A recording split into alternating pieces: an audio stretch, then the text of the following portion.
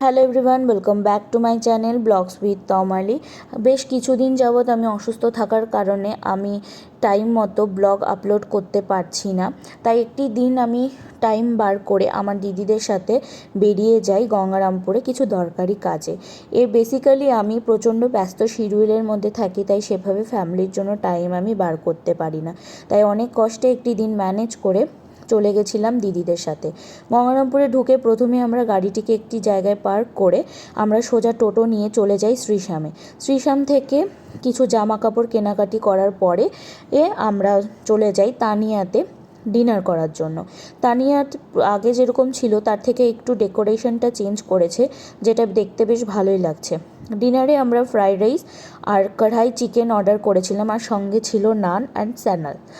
সেই সমস্ত কিছু খাওয়া দাওয়া করার পরে আমরা বেরিয়ে যাই একটি আইসক্রিম নিয়ে, আর তারপরে চলে আসি সেই জায়গায় যেখানে গাড়িটিকে আমরা পার্ক করেছিলাম। কিন্তু মজার বিষয় হচ্ছে, গাড়িতে একটি লোক হেলান দিয়ে দাঁড়িয়েছিল গাড়ির লক খোলার জন্য। আলো জ্বললেও লোকটির সেদিকে কোনো হুঁশ ছিল না। কিছু ভালো লাগলে তোমরা পেজটিকে ফলো আর সাবস্ক্রাইব